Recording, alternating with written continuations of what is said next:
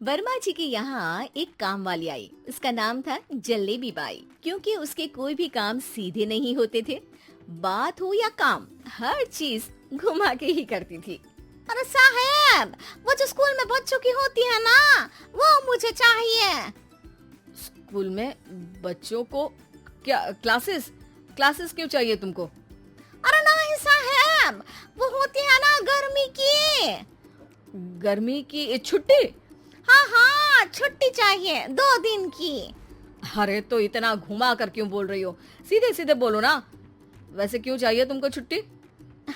अरे मेरे भाई के जो पापा है ना, उनकी जो पत्नी है ना, उनके भाई के पापा की पत्नी को बुखार आ रहा है।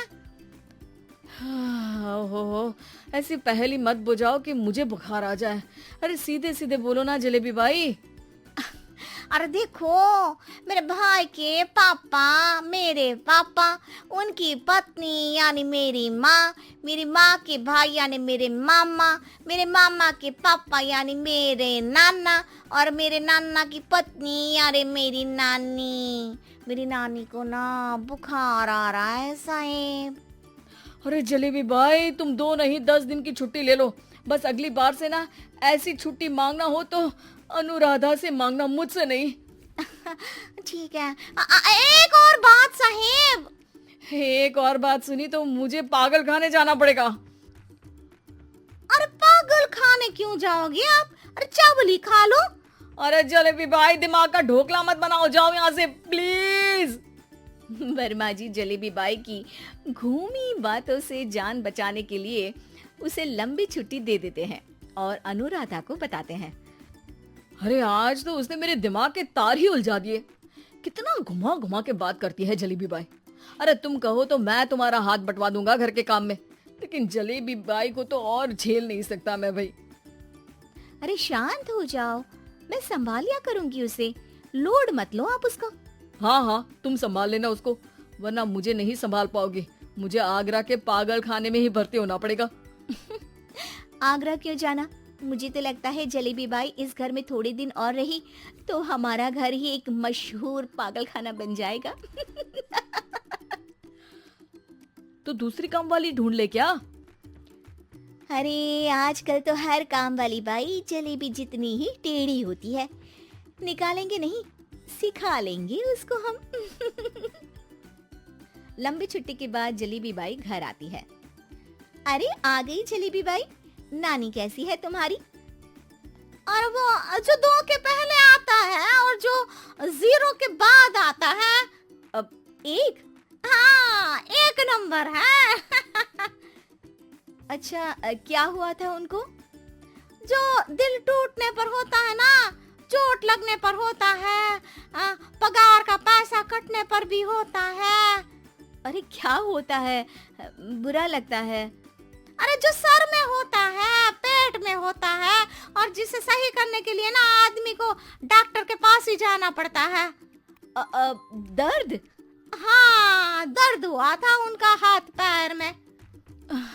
अच्छा बस, मेरे दिमाग में दर्द होने लगा तुम्हारी जलेबी जैसी बातें सुनकर। एक काम करो, ऊपर गेहूं की पोटली रखी है, तुम जल्दी से लेकर आओ, आज आटा पिसवाना है। जलेबी बाई भागकर छत पर जाती है और गेहूं की पोटली उठाने की कोशिश करती है, मगर वजन ज्यादा होने की वजह से उससे बोरी उठती नहीं। वो सोचती है कि पोटली जल्दी पहुंचानी है। बस जलेबी बाई के टेढ़े दिमाग में एक टेढ़ी तरकीब आती है। वो पोटली को छत पे घिसकर उसे बालकनी तक ले जाती है और छत से भीतर बरामदे में बोरी फेंक देती है। लो जी लो, हो गया जल्दी जल्दी काम।